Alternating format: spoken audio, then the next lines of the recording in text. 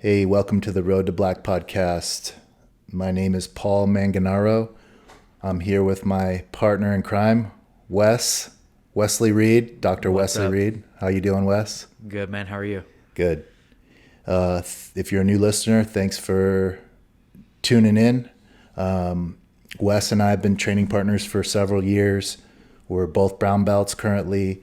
Wes is in Colorado at the current moment. He's moved over there for a little bit. I'm here in Arizona, so welcome in.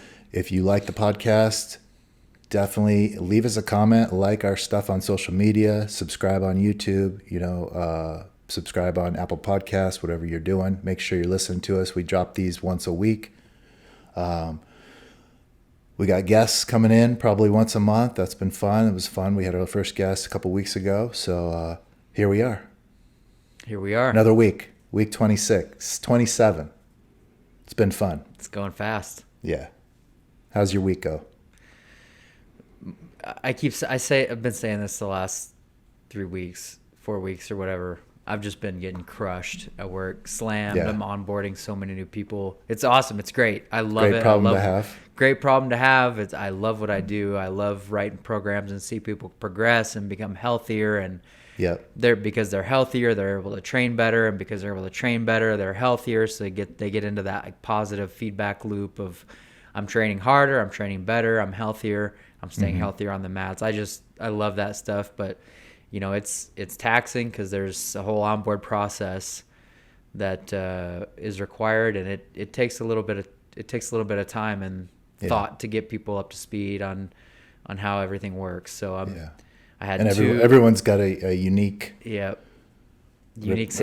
unique situation, unique needs as they're coming into the. So what for somebody that's looking for your service? If you're new and you haven't heard, Wes offers basically a virtual service for all things physio, strength training, recovery, injury management.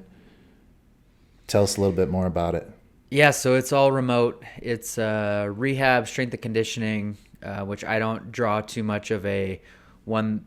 I'm a big believer in exercise is therapy, so I fall on that side of the spectrum as far as rehab goes. And so it starts with an evaluation. We get a good idea where a person's at, what their needs are. And I build them a custom program to get them back better than when they were injured and to deal with all those issues. The big thing kind of going in, we were talking a little bit about coaching before we came online, but I call it a physio service. It is a coaching service because you're, being online and digital, sometimes, not all the time, most times not, but it does require some coaching to get somebody into making a habit. Maybe somebody is trying to create a better habit and they're looking for accountability, which is built into. It's one of the big things that I build into my onboarding and my process through weekly check-ins. Hey, what's going on? I see you. You only got 1 out of your 3 workouts this week. What happened? Is everything okay? And then you take that feedback. You say you try and find a strategy, and you build a coaching plan around getting someone to be successful on the next week. Because ultimately, it's not just about the rehab and stuff is all a part of it, but you want somebody to feel successful in the things that they're doing. It's just like Jiu Jitsu, right? Like you want to set a goal for 2 times a week, 3 times a week. You just going to those classes gives you the perception and that feeling of success, and that in and of itself is addictive. And so that part of coaching, that's part of the coaching aspect. That's a part of it. So 100% coaching. That's what you're doing. That's all it is. A lot of that. A lot of it. Yeah. Yeah, because you can put a plan out there. You can find programs for rehab online. Yep. You can go do them right now, but you don't have anybody in your ear or checking up on you or holding you accountable or progressing you to the next level. Yep. Like you That's do, right. So that's so important. That one-to-one, that's where people really start making gains when you have a team around you like that. And I mean, that's what the pros do, right? That's They employ people like yourself to manage that stuff because it's so much to do, and we're at the amateur level, but you have amateur athletes, probably the majority of them, and they're just trying to manage life and also training. And also now I got this injury and it's preventing me from doing this. What do I do? I'm lost. That direction means everything, and the coaching. Yep. Because, you need that positive feedback too. It's like, okay, you do. Yeah. And somebody's on your team, somebody's in your corner trying to help you. It's more motivating that way. I'm stoked to see how much you're growing, man.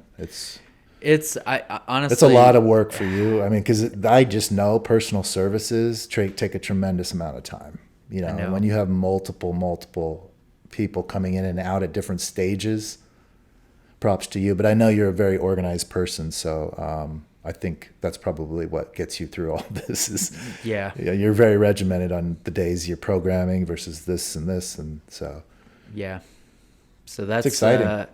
It's super exciting. It's the past month I've just been getting slammed. So, what's your mix in terms of people looking for performance-based stuff versus rehab? I know it probably fluctuates all the time, but it does. Yeah, it fluctuates all the time. And some of it's probably a mixture of both. I would probably. It is a mixture of both because of it's simply that's how I believe. Like if you look at, like once you get out of really an acute injury phase, where it's like, okay, we got to get all your range of motion back. Once you get the range of motion back, we got to get the pain dialed down. We got to get the swelling dialed down, get your range of motion back. And then it's off to the races. Like you really shouldn't be able to, in my opinion, this is an opinion statement, professional opinion. In my professional opinion, you shouldn't be able to take one program. If you look at it on a whiteboard, you say, and one is a rehab program and one is a strength and conditioning program, you shouldn't be able to tell them that much apart. Right. You know what I mean? Like, because the rehab is strength training. Absolutely. There is no line in the sand where it's like, once you've crossed it over, you're out of rehab and you're into strength training and strength and conditioning. There is none of that. Same movements. It's the same movements. Yeah. You still have to squat, hinge, lunge, push, pull, rotate. You have to do all that type of stuff, and it's just progressive loads. So when you take somebody from an injury, I don't see a ton of like post-surgical stuff, and I kind of like that. I don't care for post-surgical stuff. Mm-hmm. But even in post-surgical, I mean, when I was working at a place doing pro soccer athletes, and it was all ACLs. And, once it was the same process, get the range of motion back, get the basics for movement, get the joint ready, and then load them up, and you look at their movement mechanics, when somebody's ready to progress, so it's, you just progress them. For ACL stuff, it's usually you hammer like front to back for a month, side to side for a month, and then start adding rotation, and then light plyos, progress plyos, and then all return to sport. I mean, that's the process. So I just don't, long story short, I don't think that this is rehab, this is strength and conditioning. I think they're all the same. Yeah. So it's all about performance, especially same program types, but yeah. Maybe if I phrase the question in a different way, I'm sure because I probably suspect that you have people just coming just to get stronger in certain areas or something well. So what's the typical onboarding experience for someone that, if they're listening right now, they want to reach out to you? What happens? What's the best way to contact you? And it's super easy. I try and make everything as simple as possible, simply because the healthcare system in our country there's so many barriers to get in to see somebody. I try and take the complete opposite approach. So, I mean, somebody can go on my website right now, thebjjphysio.online. I have a link. I have links all over the place, and you can schedule a consultation call with me, and we'll see if we're good to go. After that, if if we want to work together after that call, the way it works is I send somebody a scheduling link. They self-schedule an evaluation. It's 60 minutes in person on a computer, just like you and I are doing right now. I go through the eval, kind of talk to them about what equipment do they have, what are their time considerations, and then within 24 hours, I deliver to them in an app called Train Heroic their custom program. That's Nice. it. And then people log sessions. You have messaging in the app.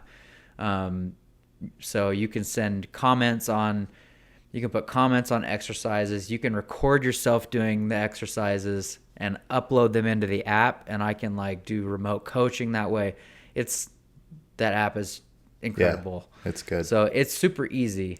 Yeah. So, or you can just shoot me a message on Facebook or Instagram and Get started. we'll go that way. Yeah. Nice. So have you been training? I have. Yep. Very, very lightly. I haven't rolled in a few days. So since I dropped the cabinet from the wall and caught it on my back of the neck, I still feel like even today, I'm just like, it's come and go. I went to the gym and sat in the sauna over the weekend, and it kind of like just loosened everything up. I've been doing cryo. After that sauna session, I felt great. And then after one night of sleep, just kind of woke up sore again today. So this morning I went in coach class, but I didn't roll or anything. I just take it easy this week until it completely, it's like there's a knot in there. I could feel a knot. So my lady put her elbow in there and dug into it the other night, which was Nice. extremely painful, but it worked very well. So I got to get another one of those sessions going here. I got the Theragun and all that crap, but somebody like can do like a deep tissue like that. That's legit. Yeah. So that's all. Yeah, just having fun. How are those? How's your teaching classes? Good. Yeah. So helping coach on a couple days a week in the early morning class. So that's it's been fun. Probably done a few. I think this is our, I want to say, 4th series I've done where we'll spend 3-4 weeks on a topic. Basically, it's fundamental based. That class is in the particular days I teach. So we just go over stuff. We worked on some IBJJF white to black belt legal footlocks the last month. That's what we were working on. So we showed a lot of that all in the gi. So it just changes it up. We also, on the other mornings during the week, we have an advanced class that Gustavo teaches. So there's a mixture in the mornings, which is good. But it's been fun, man. It's I've enjoyed coaching a lot. I always knew I would coach and teach Jiu Jitsu at some point, to be honest. So Yeah. I just knew. So I've been a coach in the past to kids sports, and I've always been kind of a leader in business when I was at my businesses in terms of coaching and being the person that knew everything and always trained people. That was just my nature. So I've enjoyed it just because I feel like it's stepped up my game just because of the focus. It's just, there's a lot of focus to, you kind of take it for granted, people that are teaching you jiu-jitsu, on that skill and the knowledge they have, but it's just so damn deep, it's, I take it very seriously. So I put a lot of information out there and the right information. So I do my homework. I'm building in this class. I'm given the leeway to be able to build my own programming. So, my black belt, we talk, Gary, who's my instructor in the mornings, we talk about things, but I got pretty much free reign to go over a lot of different fundamental stuff. So we worked on footlocks, and, I like to build the classes based just as you would learn anything else, you know, you got to start from the basics, the very basics, then we move into something else and then build upon that. And one of the things is, so the coaching, just to put all that thought into, so academy owners and coaches, you know, that is a lot of work to be able to program throughout the year jiu-jitsu and making sure you're trying to cover everything, you know. You know, I've talked to gym owners about it. It's not easy to do. It's, you know, to try to spread that knowledge and the vast amounts of knowledge, and not all gym owners even know all the knowledge, you know. It's like there's just so much to know. And the more you learn about jiu-jitsu, the more this is my feeling on it. I don't know about you, but the deeper you get into it, the more you know that you don't know. The more you realize how much you don't know. Yeah. You know, it's like you think you know a lot, but just the depth of different positions and just there's parts of the game that you might never even explored. 100% there is for me, you know. So I base a lot of my classes on what I know, you know, what I've utilized, and then I build upon that based on experts. You know, I do a lot of outside study. I have BJJ Fanatics account, you know, I have a Hodger Gracie online account. I do a lot of online study. I've always liked that the last several years. So I'm applying all this, including what I've learned at my own academy, and just building a program, put something together. It's been fun. People have been really responding well to it. So yeah. That's awesome.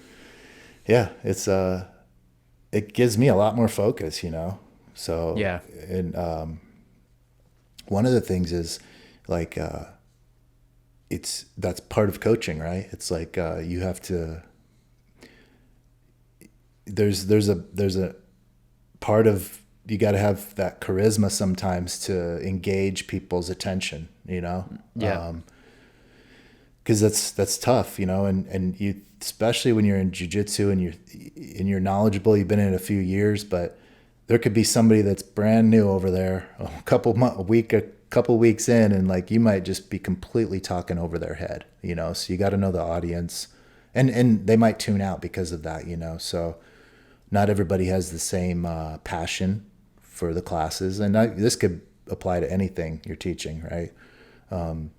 But in jiu-jitsu, I just try to like make it, you know, try to be vocal and hold people accountable in there and get positive feedback and just do things correctly. You know, that's the biggest thing, is have good jiu-jitsu. So. Yeah, I know that, you know, I think this is, I'm going to call it out before I talk about it. This is my own personal inner critic. I've talked on the podcast in the past about inner critic, and it's that inside voice. For anybody who hasn't listened to that episode, it's that inside voice that is like, why do you think you can do this? Why do you think you have the ability to teach this knowledge? Yeah. You know, you're not good enough for that. Like, so that's inner critic. And my inner critic pops out in jiu-jitsu. So I'll back up. I've been finding I'm still in like a training group over here. We've got a few people over here, and we're doing a lot of rolling. And this last Sunday we did some drilling, and one of the guys, he was the only guy that was over here on Sunday, and we did a lot of rolls. But he was like, "Man, I'm having a hard time staying on your back. Like, you know, I don't know like what else I need to do. Like, something's wrong." I was like, well, so I went through that stuff. Like, Josh Rodriguez has like a back reset drill where it's just like you set your seatbelt, you go to the strong side, you fall to the strong side. The person whose back you're on will clear the top hook, clear the bottom hook, get his shoulders to the mat, and then the person that's got the seatbelt will do a back reset and go to the weak side. And then the same drill happens, goes back to the strong side. So you just go back and forth on this back reset. I know the drill. Yep. So it's a powerful drill. Yeah. It's a super powerful. And I use that drill. It's constant when I have the back. It's like if I feel like the person's even getting close to escape, like getting their, once they start turning that corner where they start getting their back, towards the mat, I'm like, okay, they need a reset, and You have to, yeah. I'll reset them. So we did a bunch of those back reset drills, and it was super helpful for him. And I find the group that I'm in, it's a lot of rolling, but it's very rewarding because I'm seeing a lot of growth out of the group. Yeah. And at the same time, it's coming up with I'd like to start doing more like actual curriculum and classes. But then inner critic chimes up and is like, man, you can't do that. Your jiu-jitsu is not good enough to do that. And I'm like, dude, I've got good jiu-jitsu. Well, like, you can stick with what you know. yeah. Okay. So that's where you start. You know, you've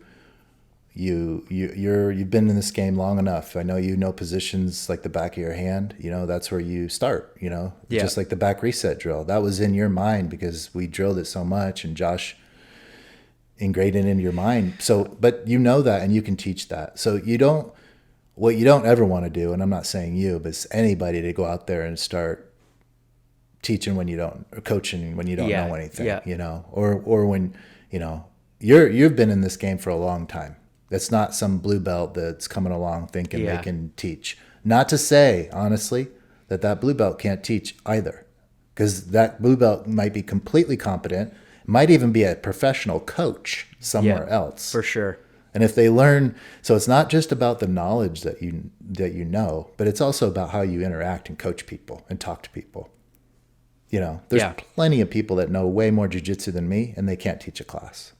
And I think 100%, because it's not just because you know the knowledge doesn't mean you can convey the knowledge in a way that people are going to learn. So I think that there's like this, I don't know if they're related, but there's inner critic and inner critic. So my inner critic, I've talked about this on the podcast, is named Butchie. So I'm going to call him Butchie. So Butchie, Butchie, and you know, you were talking about, and that's kind of why this registered in my mind about like the more that you know jiu-jitsu, the more that you know how much you don't know. Totally.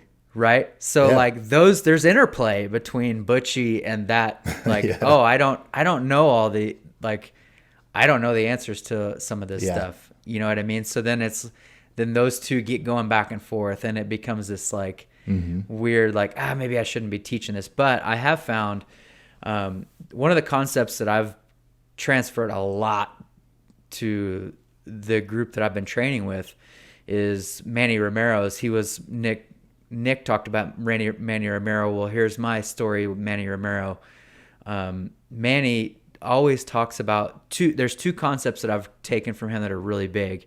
One is the finding the dead angle and positions, like points of control. Yeah. And it's like, whenever I'm like in a passing sequence, it's like automatic now. I'm just like, I don't even think about it. I just am automatically registering what are my points of control, and that's when I know I can go right now.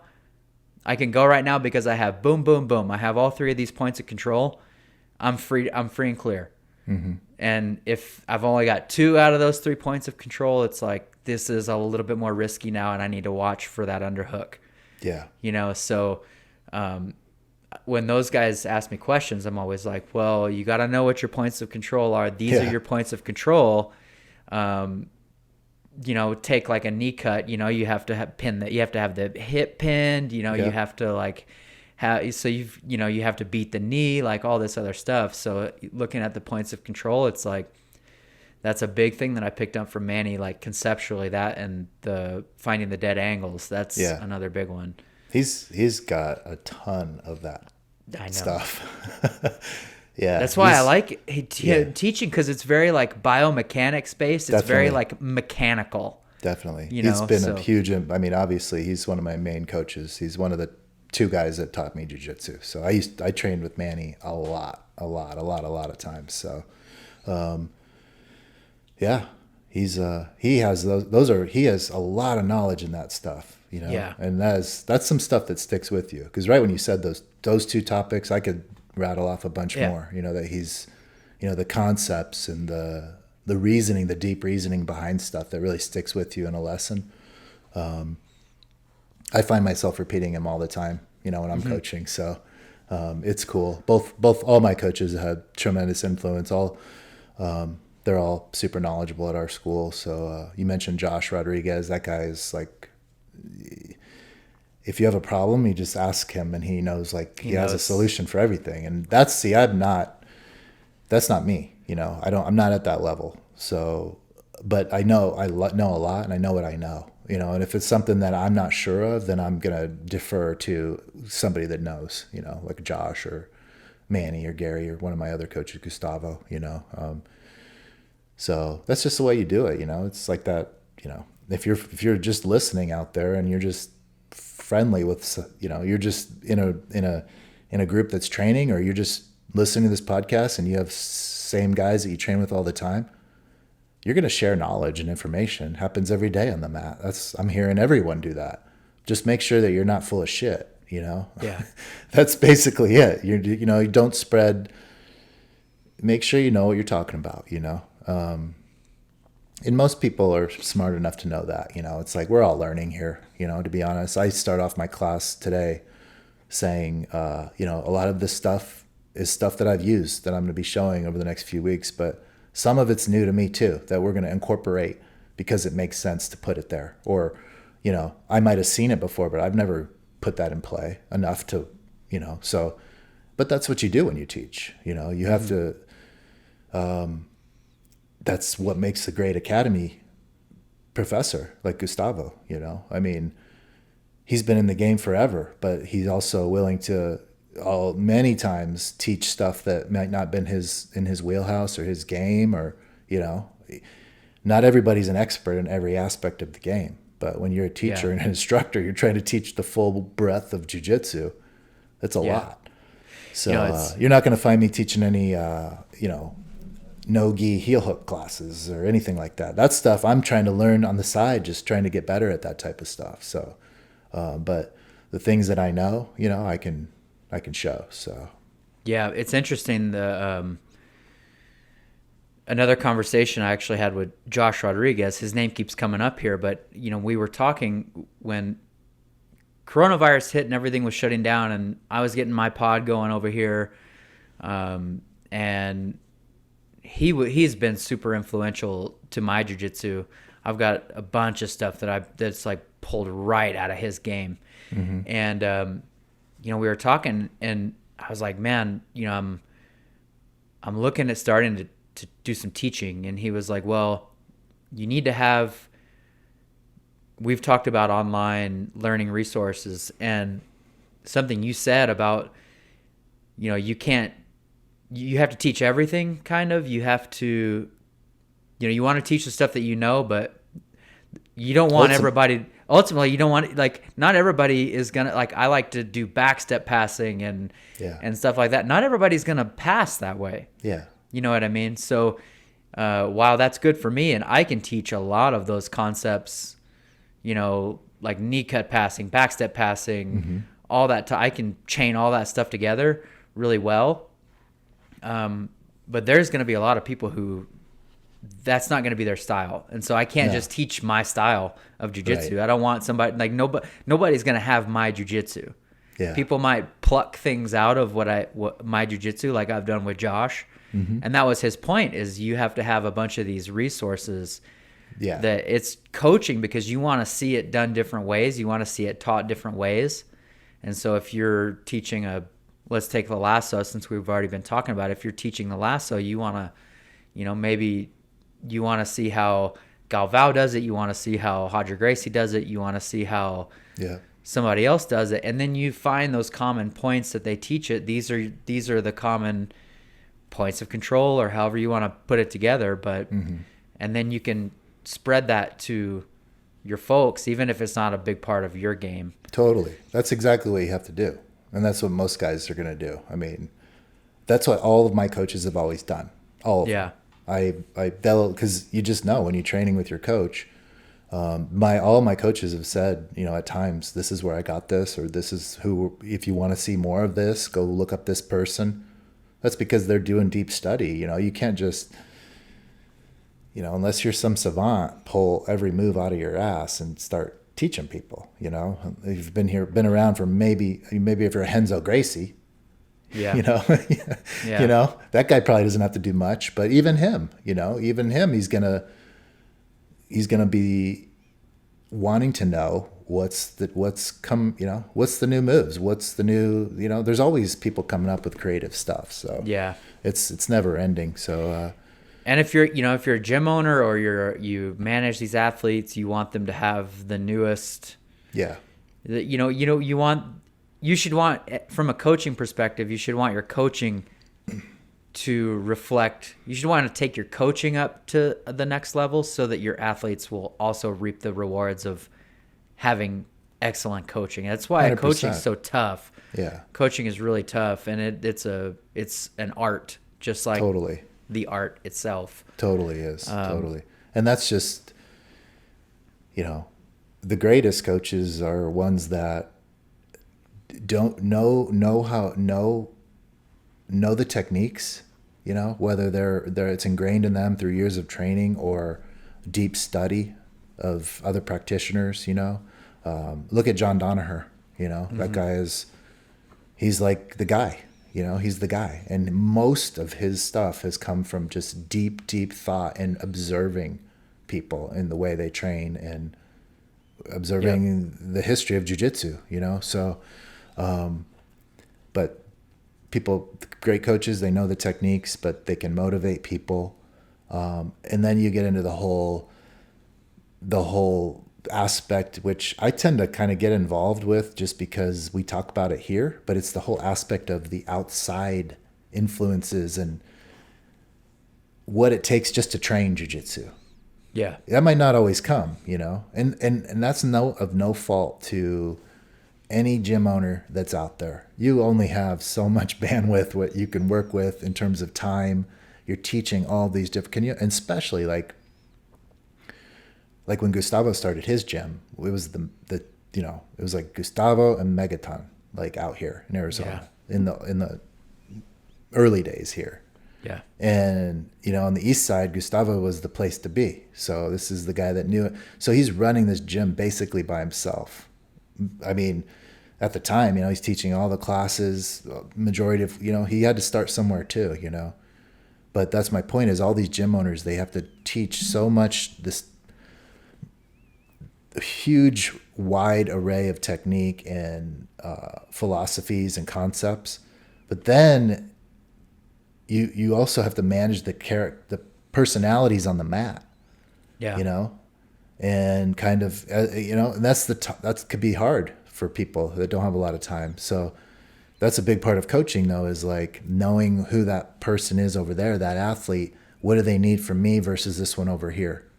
Yeah. This one's brand new over here. They might need to be, I told somebody today, I think it was, or last week, he's like talking to me after class. He liked the class. He's going to start coming in the mornings. This is a new person. And I just said, it's about being consistent in terms of let's come every week. I asked him, how often are you going to come? And he didn't know, he's like, when do you think, how many times do you think I should train? Like this guy literally asked me that.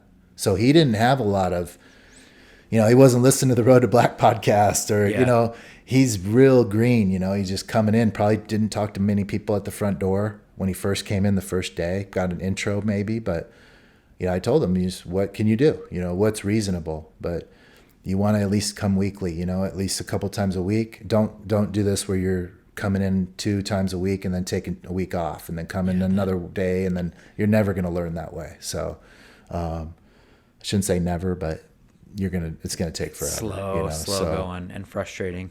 Yeah. You want to get in a rhythm. That's why I told him, like, if it's 2 days a week or 3, just make sure you're coming on those 2 days. And I think that could be said for all of us. I think we understand that different gyms are going to be different in terms of like their methods of coaching and their programs. That's going to be different wherever you go. Maybe one school spends a whole month on close guard and half guard or something, or whatever. I don't even know. Most experiences I've heard of is lessons come pretty quickly every couple weeks. I don't know if that's been your experience, but Yeah. because you kind of got to move on. There's a lot to cover. You know, if you Yep. imagine spending too much time on certain positions, how are you going to get your blue belt? Like if you don't Yeah. know anything but close guard, or you know what I mean, or whatever. Just an example, could be any You have to belt. see a lot. You got to see a lot. So you got to. That's the difficulty in terms of being a coach too. So if you're a listener, you kind of got to understand how your gym is doing that. You know, whatever that means for you. You know what I mean? Yeah. Some gyms completely bounce around and teach one thing one week and one next. A lot of gyms have different classes in terms of even our gym, my gym. You know, if you have a gym with a decent amount of students, you're going to have classes in the morning, classes in the midday, classes at night. Are all of those aligned with the same schedule?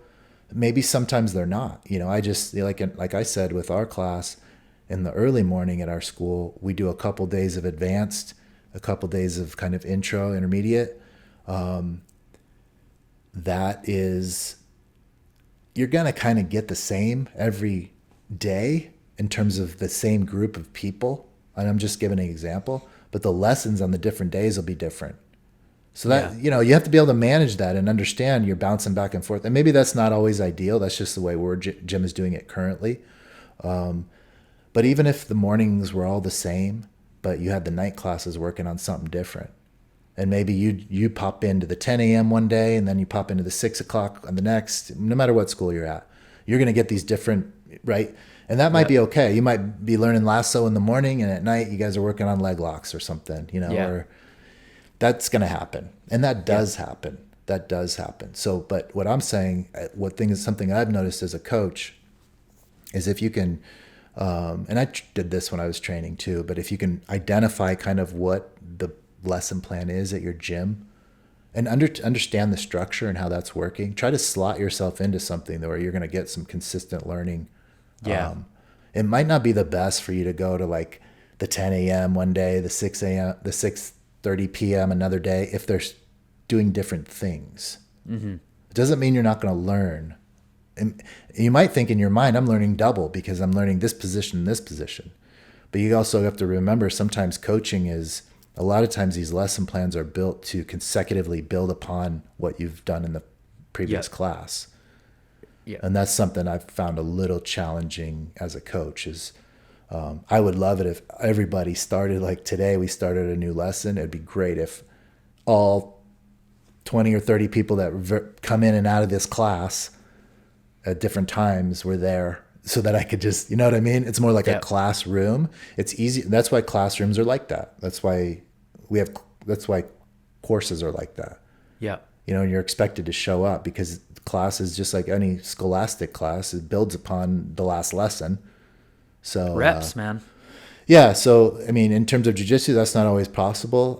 You can't train this day or this day, you got to go this day. That's fine. But as a coach, I'm just saying, if you're listening, try to identify that and try to really stick with those kind of flows and programs, because the way I see it and the way I like to show people stuff, you know, it's going to take a couple, 2-3 weeks to, you know, a couple, 2-3 times a week, you know, you got to have some classes to get this stuff ingrained in your mind. Because if you're moving on after just spending 2 classes on half guard, man, you're not going to hit the half guard class. You know, you're not going to learn anything else for another few weeks or months on that. And it's like 2 is just not enough. Yeah, you have to build the whole system, right? Like, you know, the idea of the progression is, okay, first you learn the half guard, then you learn, you know, how to come up on the underhooks. So maybe your first week, take half guard as coming up on underhooks and taking the back, right? Well, then nobody's going to let you have the back. So then you have to build the next piece of it. Okay, he's going to defend the back. So I'm going to do like I'm gonna do a sweep from there. I'm gonna half guard sweep him, and well, okay, this guy's a savvy player. He knows that there's a back take and there's a sweep there. So okay, well maybe I do a knee tap, like get tapped that far side knee, and so you have to learn the entire system and how it all plays together. And if you don't give, and it's reps, right? So you have to rep this stuff out. You have to get the looks in the reps. So if you are only getting 2 reps on half guard, or you're only getting, let's say 25, 30 reps on half guard once a week, and then you go to the next class and they're doing, they're doing straight ankle locks. You're going to get 25 reps on straight ankle locks. Well, you missed 25 reps on building your half guard sequence. Yeah. So you That's got important. 2 things, but you're not building any one particular system. Yeah. You know what I mean? So, You got to start thinking about those systems when you get deeper into your belts. That's 100%. That's what I think. That's what I found myself doing. Once you're knowing the basics and the different positions, and you're learning transitions, and then you're setting up people to go into a trap for a transition. Yeah. It's like thinking a couple steps ahead. That's all meaningful. And the only way you're going to learn those things is to learn it. I've learned a lot of that, honestly, outside of the gym. Mm-hmm. The part where you're building the system. Yes. Yeah. Because I've never been a guy that could go every single day. So naturally, you're probably going to miss some little parts of the system. Yeah. I think that's just the nature of being and teaching in jiu-jitsu. It's difficult. There's so much. So you really, if you are listening and you can find yourself in a position where you're understanding, hey, sequencing means a lot in this, or I need to be consistent this week. My professor's teaching this Monday through Friday, or maybe 3 days a week or whatever. Go on those days and try to just hit up as many as you can and understand those, because you only have a certain amount of time as well. This is a perfect example. Like class I taught today was like lasso concepts, very basic stuff. Like we're just introducing the lasso and kind of introduce a little sweep. But today alone, I showed like 2 or 3 different opponent reactions just to a movement that you would make from the lasso, just using leverage. So those 3 are very important though in the whole lasso game. It's like, so if you miss the class, I'll try to review it, but that's what you have to do. So that's important. Like, I've understood that now deeper into my belt, because the most of my career I'm bouncing into classes and I'm, I mean? It's like, you might get a week or 2. I've always benefited when our instructors focused for at least 2 weeks on something where I could get, and for me, that might be 6 to 7, 8 classes over 2 weeks. When I'm training a lot, I'm going 4 days a week, but I'll always at least 3-4 days a week, So, I think there's something to be said about that, and that's why you see benefit of learning online as a supplement to your instruction, is because you can go through this. We've talked about this before, and you can pause, you can rehash that one. You can, you can go over it. You're understanding, and like you said, you have to know all of these different things. That's just in your breadth of knowledge or mine. Yeah. There's more. I know. Like that's what you understand when you're building like a lesson, or when I'm trying to teach, is like I do exactly what you do. I'm seeing what everyone's doing in this position. What do I do? What do other experts do? Try to incorporate that. But it's like, you could get to where there's like, jiu-jitsu is so deep, one position, there might be 10 instances of what to do. And that's just too many to teach people. So as a teacher and a coach, I'm the one that starts parsing that out and picking what is applicable to this group set of people that are learning, And it might be these are the ones I like. These are the 3 little sweeps we're going to do. These are what I know work. But it's been a totally different challenge to come up with coaching and teaching, but it's rewarding. But I'm also a student first and foremost. So I'm recognizing, and that's why like we have a very specific class that we're doing some no-gi stuff. So I'm trying to hit that class every week, at least getting my 1 day a week in no-gi and learning. It's a very specific, been doing a lot of leg game. So, but we all have to do it. You have to identify what part, you can't just be bouncing in and out, because you're just going to only retain so much. And like I said, that your teachers they're building programs based upon progression. Yeah. Like think about all the classes you've learned. It's always like a progressive instruction, whether it's, oh, this is what you do and you close the guard. Yep. Next step, hand in the collar. Yep. Try to break their posture. Next step, you know what I mean? Whatever it is, whatever sure. position it is, it's progress. Well, you might only got into the hand in the collar, break their posture part on Monday, and then you don't come back till Friday, and they're already to the flower swing. They're opening guard and they're going. Yeah, exactly. They're going. So this is something to be mindful about. I've really noticed that over the last few years with my own, instruction, and gyms do what they do. Yeah. They have to teach the way they have to teach. They're looking at a much broader perspective of people and trying to get everyone up to par to a certain level. So yeah, let's say a rising tide, something all boats rises all boats or whatever it is. Yep, exactly. It's true. You know what I mean? So, I would just, there's been a couple of things that you've said where it goes back to like Nick's podcast where he's talking about scheduling and habit stacking. And so, yep. And that stuff all plays in here because if I need to come. I'm a white belt. I've been training for 6 weeks. And I know that these I have two times per week and they're going to be going over this system.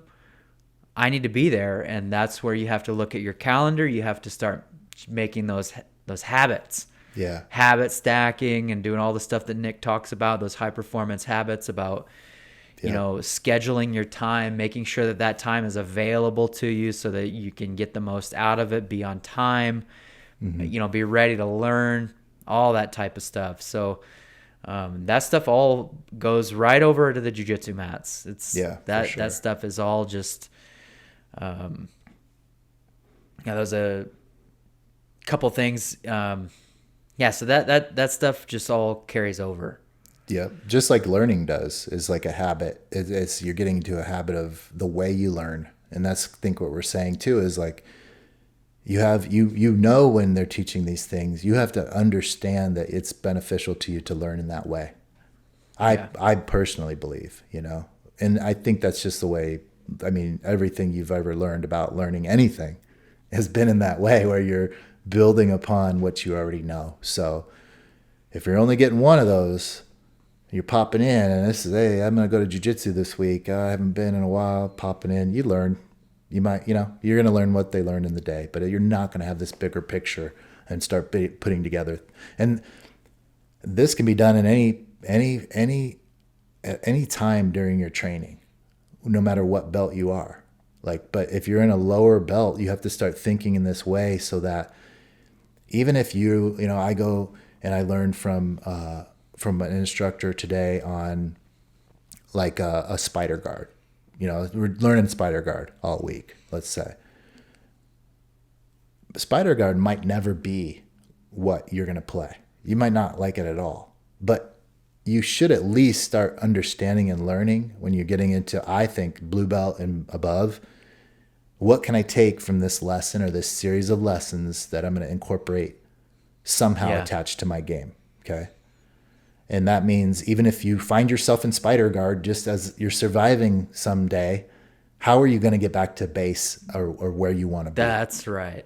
And you, as the learner, have to put that together in your mind. Yeah.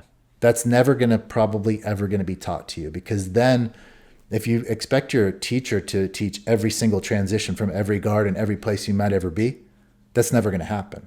Mm-hmm. So part of the learning process is on your side as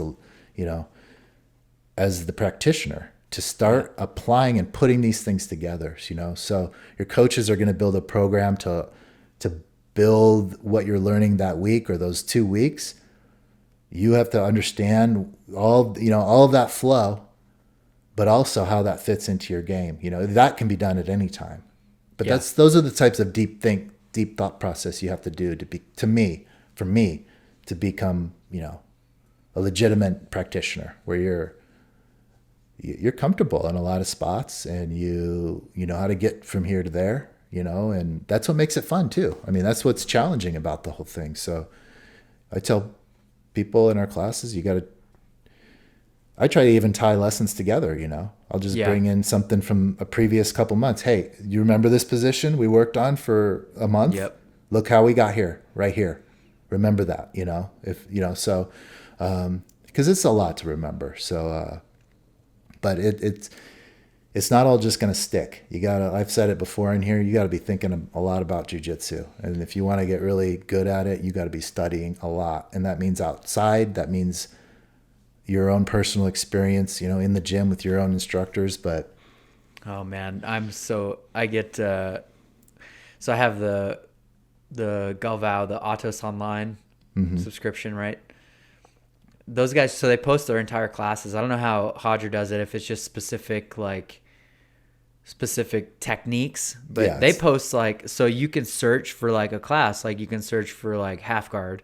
yeah, But then you're going to get the whole course, and it's you're going to get the whole class, right? So the Right. 30 minutes of instructional okay. before they go to roll. So you see and they parse it out in part 1, part 2, and part 3, kind of like our gym does, where you have Yeah. part 1, you start with the basics, you go and rep it out, and then it breaks to part 2, make some adjustments, drill some more. Yeah. add a little bit of extra gravy, drill some more, and then you get a part 3, and it's okay, this is the last piece of it, and then everybody goes, well, you get all that at Atos Online. And then Yeah. when you're talking about the online stuff, man, I am so bad about it'll get 5 or 6 minutes into the course, and I'm pausing it. I'm like, oh, what was he doing right there? What was he doing with his hands right there? Yeah. What was his grip look like? And then it'll go another 3 or 5 minutes, and I'm like, oh, I wonder what his leg was. His leg all the way Exactly. through, or was Yeah. his leg shallow? Yeah. What is his, and that's stuff that he's not explaining, and No. he's not explaining those little details. Yeah. But that is what makes jiu-jitsu fun. Yeah. Is that you have such a deep knowledge of it that you're at that level of understanding and researching at that level where literally a guy's top of his foot, placement means something. Where to the naked eye, it's what? Yeah. Somebody, what do you even, they just look at it and look away. What was that? But you're studying, and that's exactly how it is. And I hope everyone, all of our listeners get to that point, because that's where it gets really fun, is when those details matter. That means you've been doing this for a while, and it means something to you. So, and that's technical. That's getting highly technical, and that's what we all need to be better at. It's It takes me an hour to get through this. I know. Half an hour. I do the same thing, dude. I do the same damn thing. I'm gonna study I think I'm gonna be looking at all this stuff, and I'm stuck right on the same spots. Dude, I know. Because I'm okay, I gotta get this. Yeah. I've got an hour. I'm gonna knock out I've got 30 minutes, an hour. I'm just gonna watch a handful of technique videos, and it's dude, I only got through one. I know. Only got through one technique video, and it's where did this time go? And I'm sitting here rewinding and fast forwarding and rewinding and fast forwarding. It's hard. It's hard too, because there's just so much. So then you want to I have a system where I save videos on Instagram, but most of them are never seen again because I don't have time to go. I have so many saved videos of stuff that I've seen. I'm like, I like that. I'm going to incorporate that. That one's going in my game. So now I will say that a lot of what I have in my game has come from that, though, Yeah. So straight away, some of my best moves are just stuff that I've learned online. I'm incorporating in the gym. I kept doing it. And then, that's it, and it's also unique sometimes because I didn't learn it in the gym. So not that everyone's always seen that move coming, so, but now I'm at a point where I've even parsed it out further. So I have Instagram, and if I save something, I'll save it to a collection. And now I have nice leg game, half guard, close guard, De La Hiva, I have probably 12 different folders.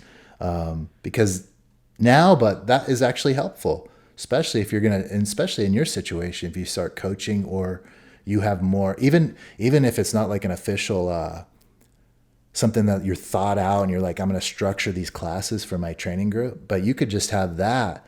Like, that's exactly what I've been doing for a few years, is like, I'll just be like, I'm going to look in like, I taught like a turtle attack series a couple months ago. And that's how I developed it, because I was really into like turtle attacks for a while. When people turtle up, I want to have like, I can get you from every angle, you know? I have a feeling I know why that is. We'll talk offline about that. So, but that's kind of how I got came up with that coaching program when I did that for like a month. Is I had been doing them and I'd saved them. So I would look at the folder a couple times a week and just go look at my turtle thing. And then I would incorporate the next day in rolls. I'm like, I'm going to attack this. If someone goes to turtle, you got to be able to recall that. But that comes from a lot of different training, and there's so many of those folders for me, but at least now, because there's so much good jiu-jitsu out there, especially now. I mean, there's so much. It's never ending online.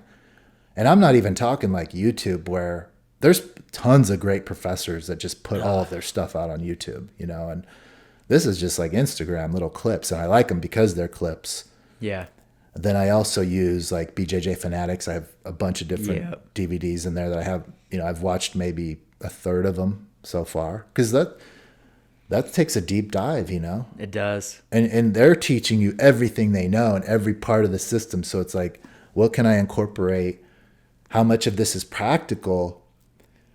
But, that's kind of, as somebody that's coaching now, it's like, that's why you got to stay on something for a few weeks. So even if you're training somewhere else and so my question, the point is if you're doing online training, you have to take it upon yourself to somehow incorporate that extra stuff you're learning into your roles. Yeah. And that could be hard. Like, you almost have to be very focused to be where every time I roll for the next 3 months, I'm going to try to get into the spider position or whatever you're working on. Yeah. You have to think that way. Yeah, you do. Because if you just go into every roll and you fall back on your norm, you're not going to push yourself.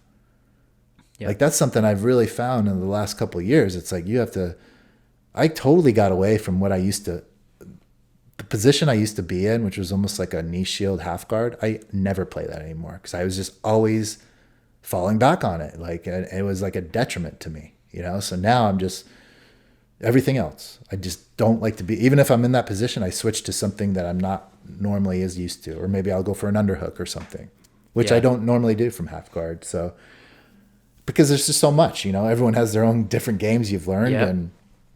And, that's my point, is like, you have to make it, if you're a practitioner, you have to start, no one has to know about it. Yeah, absolutely. No one has to know that every time we're rolling, I'm going to try to pull this exact guard every single time. It's intentional. Because it's intentful. Yeah, exactly. Because maybe it's not your best guard to pull. Yeah.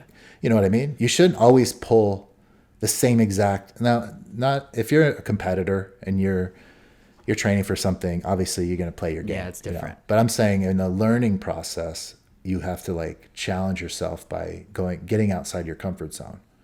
So yeah, I've been kind of telling people that in our gym, when you roll with people enough, you feel their tendencies. And like, sometimes after a roll, I'm just going to be like, if you want my coaching advice, you have to just don't go to that position anymore. Or as soon as you find yourself in it, get out. Like, you don't want to spend every minute of every roll in the same position at a blue belt. Yeah. It's not going to do anything for you. Yeah. Yeah. Even if you're winning, even if you're submitting someone from that position every time, you have to open your game up. Know that. I mean, that's what purple belt becomes pretty important. Like, I tell people now, it's like, when you're getting into purple belt, you need to really start working some other positions. Yeah.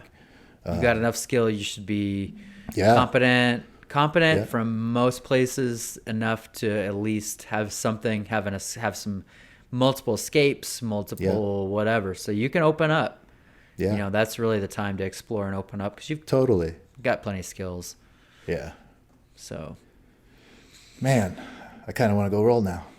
Dude, I know. I'm going to roll tomorrow, so I'm nice. Fired up. When are you making a trip to AZ? anytime soon? I don't know yet. I'm trying to put one together. I don't know. I had talked about I've been talking about coming down there sometime this month. I'm trying to put it together right now, so I don't Okay. know. I don't know yet. All right. There's I'll hit you up offline for the real date. yeah, for sure. All right, guys. Well, understand what you're learning out there, and put in that extra work. Coming from a couple guys that have been around for a while, we both do a lot of offline study. If it's something that you're finding is your passion, then you got to put in the time and the effort, and you can really learn quickly if you take some initiative and have intent, like you said. Yeah. We've mentioned that on the podcast before. So have intent what you're doing, come up with a plan, explore things on your own, especially if you're a upper blue belt and you've been training a while, like let's start learning some other moves. Yep. All right, guys. Well, everyone have a safe week of training, and we will see you next week. Yes, sir.